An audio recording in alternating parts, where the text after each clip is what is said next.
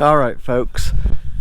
Today here on the greenhouse, what we're going to do is stretch a rope down from this T-post that we put in down to the other T-post, wrapping it around the top of each one of our hoops. And then we'll use this here. This here is just for regular fence. This is what we're going to use. It's a tensioner. Got one, we'll put one on this side and down on the other side, and that there will add a little bit more strength to your caterpillar tunnel. Let's get started. We'll also be using, this will be the pull line. It's 1/2 inch, rated for 1,250 pounds. We ordered it from CajunTieDowns.com. It's 1,000 foot. Right here is what the label says. This is what we're going to be running across the hoops. And then also, after we put the plastic on the caterpillar tunnel, this will be going back and forth across each side to help hold the film down.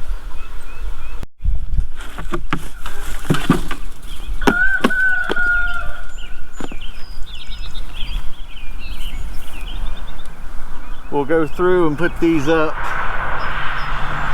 and then get it fastened down the other side. We're not going to get them real tight right now. Just right now we're placing them up here. Then we'll come back after we get everything straightened up.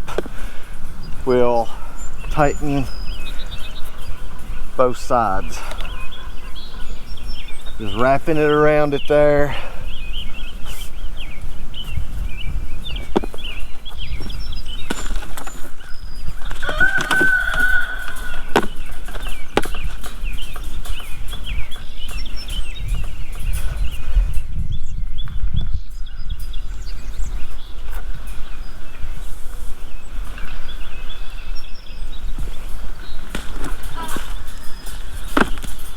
Right now.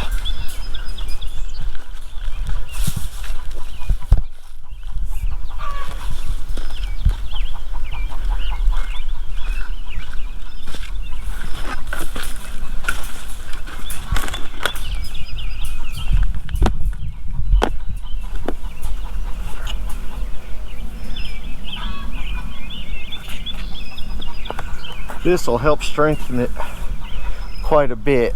Or it should.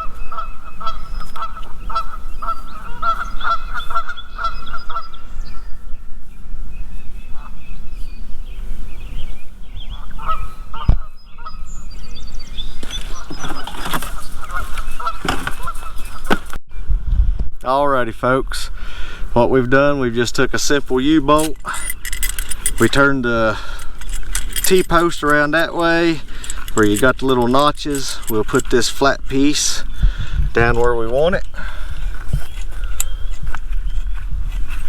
We've run the pull line through our tensioner, take out some of the slack, just tie you a simple little knot. Cut off the excess, and then we'll start tightening it up.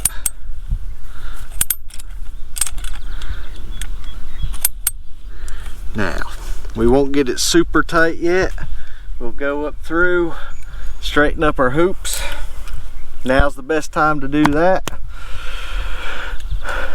And then we'll go from there. You can see it sturdied it up a lot. Just tighten that up to whatever you need. and it really strengthened up, and it should once we get the plastic on there and get the bands that's going back across, back and forth there, going into those. We're getting ready next. We're going to run a cable through every one of these down through here and fasten it over to the T-post too at the end, and that way it'll help. And we're going to take a rebar and every so many feet drive it in the ground where it'll hold the cable in to help with the wind.